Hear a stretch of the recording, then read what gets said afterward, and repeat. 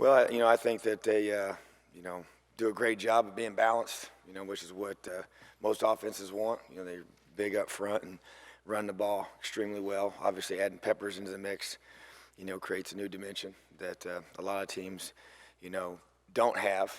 We've seen several athletic quarterbacks that we faced throughout the course of the season that are their permanent quarterback. And then when you have a guy like this that you place in there, you obviously have certain things you do when he's in the game. And so, obviously, anytime you have a dynamic guy like that that's really a nationally recognized player, as a very talented guy, so you just got to know where he is at all times and where they're putting him, formationally, and whether he's going to touch the ball. And obviously, they're putting him in for a reason. They want to get him involved. So, but big receivers, probably the best tight end, we've played all year, and really, really talented guy that is a pretty special player. So, they're a good football team, and we're going to have to just go up there and play our best.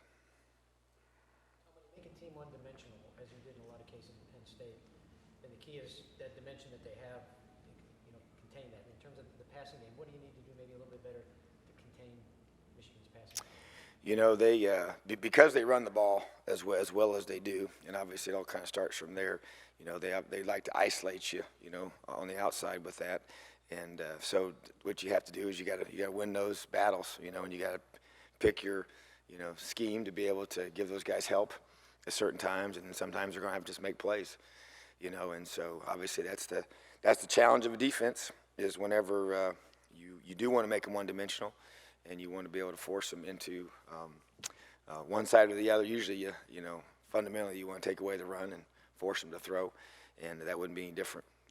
Most games that's the case, and so obviously when you do that, you put pressure on other guys. Whatever scheme you're using, whether it's a corner or one of the safeties or whatever position, forces that guy to be able to have to rise up and, as we say, win those competitive plays. The offense is trying to get those accomplished, and we're trying to as well. And so, but obviously, Coach Harbaugh does a tremendous job and has wherever he's been with the play action game and forcing you to try to stop that run. And they use so many different personnel groupings and formations and shifts, and it's pretty much what he's done. All the different places, and it's been very, very effective, and he just does a great job at it. So we've got to be tremendously disciplined with our eyes and with our system and our fits, getting our guys in the right spots, and at the end of the day, it comes back to winning those, whether it's the matchup in the run fit, winning it against the blocker to the ball carrier, or winning those one-on-ones on the perimeter. And then obviously with the big tight ends that they have, it creates a whole other dimension of the run pass confidence those guys are put in. So, our guys are going to be on top of their game. Fields said from his perspective and safety, he thought it was the best run fit he'd seen here. What did you see on film? Yeah, it's frustrating. I thought we did a lot of great things, and I talked to the boys yesterday and, really tried to speak from the heart, and tell them how proud I was of them, and how hard they played and how well we fit the run. And there wasn't a lot of creases, there wasn't a lot of places to go, and I thought we played a really, really special running back that was really, really difficult to get on the ground, and you really never let him get going, and it was the guys that bought into what we're doing, and they played it really, really, really well. And so they did everything I asked them to do, in regards to that part of it. So I just felt like that, the kids, and they knew it too. I mean, they came off the side, they knew that they kind of had them, and they just really weren't able to get a whole lot in that part of the game. And so just frustrating not to be able to finish, so we addressed that with our guys and trying to find ways to still, 6 minutes to go in the game, we're up by 3, you got to finish. And to me, that's the bottom line. It's on us. What do you think it's going to take to finish this? And we discussed that too. You talk to the guys. I think that one piece of that for me is to play more guys early. I think that it does take its toll.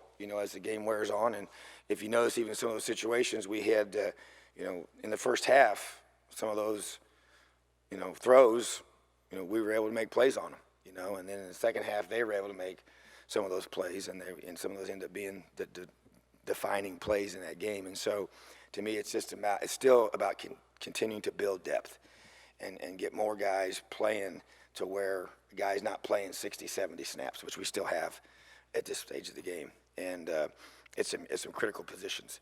And so, at linebacker and at corner and Husky, and we just feel like we got to get, I think that's a big part of it, and because the thing that was different, and I'm always pretty transparent with our guys about, what happened, and when you go back and look at maybe the Nebraska game, and you had some definite breakdowns in that last drive. Here it wasn't like we broke down. It was just some, they made a play and we just didn't quite. We were there, we just didn't quite get the ball out or whatever. And so, it's a matter of now just, what do you do to get, to that next step? And so I think a really big part of it is that depth, the depth that you have to be able to, for a guy to be playing, in the 40s, maybe 50 snaps, and not getting him into the 70 range, where I don't care who you are, it wears on you, and so I think it allows you to maybe be a step slow here, a step slow there, or just one, everything's a split second. It's such a fine line, at this level with the talent that you're facing every week. And so, we got to continue to grow that, and we're getting closer with that. I think our D-line is getting to where we're getting more of those guys playing, less reps, more guys involved, more guys that we trust to be able to execute in those situations. And so we definitely saw growth, and still, we got 2 takeaways, and really we count the 2 fourth down stops, even though you can't count them statistically as a takeaway. It does count in terms of that was their ball right there, and we took over as an offense at that point with the 4th down stops. So those were huge. And so getting 2 of those, there were 4 opportunities for us. We just needed to get the ball out, get another hands on the ball, get a pick, get one more stop to be able to give our offense the ball back there when we had the 3-point lead in the 4th, or you say the 10-point lead with 3 minutes to go in the 3rd. All that momentum that was at stake there, So just still teaching and coaching, and we our theme for this week as a defense is about being persistent. We have different themes each week, and it says, I will persist without exception.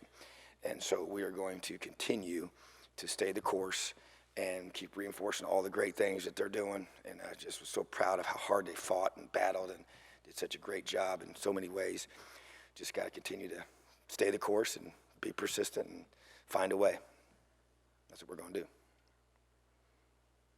Defense is 13th in the country on 3rd downs. How have they been able to step up and get that last stop on 3rd down so consistently?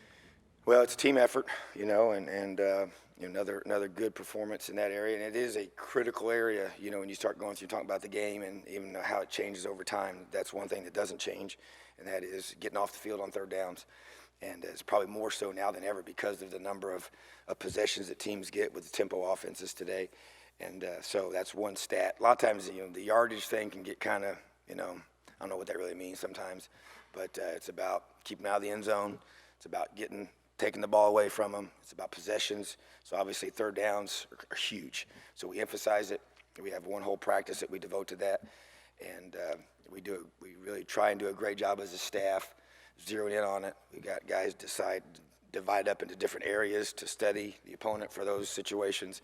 And we want to make sure we have a great plan on 3rd downs. And when we come off the field, our coaches, we're talking about, hey, the next 3rd down and whatever, this is what we want. Hey, what did you like about this? And where do you think we have this protection to attack? And so it's a huge, huge part of our discussion. And we really know, at least I know going into the drive, hey, the first 3rd down and whatever plus, 7 plus or whatever, we're going to be doing this. So it's all it's a priority. I guess that's the best way to say it. And so, because we just know how important those situations are. And our guys have bought into that, make a big deal about it, about getting off the field. We call it series mentality. You're going to win 1st down, play the fanatical effort throughout the series, and then get off the field. And that's how we approach it. And so I think it's one thing else you get what you emphasize, and really proud of our coaches and players for executing it. And those are critical downs that we have to come up big, and those creates 3 and outs if it's the first series of the drive, and they also obviously get get our offensive ball back. Tied to school record tackles for loss. Is there any particular key to that, why that was happening for you? Big part is the penetration of our D-line. You know, once again, to be able to stop a back of his caliber, you cannot allow him to get downhill and get going. And he gets into our secondary, he gets into the, pass line of scrimmage, and he's extremely difficult to tackle. And so if you notice, he was really, forced to move laterally way sooner than he wanted to. And I thought that was huge, and obviously you try and scheme it up and, get yourself in position to do that. But once again, scheme's great, players got to make plays. So hats off to our defensive line, our linebackers, corners at times, safeties based on the run fits. I thought it was the penetration up front that probably was huge for that. And once again, the players just, buying into the game plan and executing it really, really well. I say that'll be a key again this week against that. Yeah, it is. They got a stable of them. Thought Penn State really had that one key guy that was their guy. And then the other guys were good, but he was different. Whereas they got several that they just kind of roll in there. They keep them fresh, play a lot of guys, and they got different skill sets for sure. But pretty impressive group of running backs. So, but yeah, I think that you still gotta, the game's won up front. It has always been the case. I don't think that changes. Obviously they're more of a traditional style, if that's, what we call that today. We see more spread than we see traditional, but you'll see more I formation, than you're used to seeing in most teams today. But the core philosophy of getting ourselves in position to get him in second long. We got Penn State in a lot of second longs, and that was huge. So first and winning first down was a big deal, and we emphasize that every week. But it really came true, and it's going to be just as big this week. And you want to get offenses in those, as we call, get them off schedule, get them in third and long. With Michigan, running I formation, running a lot of traditional stuff, they're going to want to pound you. So does that make additional reps and rotations even that much more important? It does. I mean, because from a 60-minute perspective of the game, obviously their philosophy is that they're going to wear you down. They got all these big they got 280-pound tight ends. And more than one. They got a lot of big men on this team. And so, they just want to just kind of consistently just pound at you. And so, yeah, you're going to have to play a lot of guys, because it's sometimes the spread, they try and wear you out with running you ragged horizontally and vertically. Here, they want to wear you down with, just the weight of their hits over and over and over again. So it still doesn't change. You still have to have, the depth issue becomes a priority for us. So we want to play a lot of guys and get them ready to go so they can help us and be able to match that strength for strength. And obviously, with the way that today's game goes, this is a different style than you see most weeks. So we'll have to make those adjustments and get our guys ready to roll. You're talking about 40 to 50 plays. Does that include guys like Scales? You'd like for it to be. You really would, And I know, for me, everywhere I've been, I've always tried to play a lot of guys. I just think I've been matched up with a lot of tempo offenses, as far as on the teams I've coached on. And so we had to try and adapt a platoon mentality, on defense to where we were rolling lots of guys in. And I even had, a guy would come in and watch, a pro scout would come in and watch one of our linebackers one year, and he asked, why does he not play as much? I said, because this is how we play.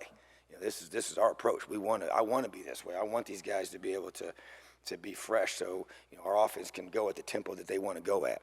And so, to me, that's the ideal, And obviously some guys are going to play more than others, but you still would like for a guy not to be out there 70, 80 snaps. I just think it just, at the end of a long game, it makes a big difference.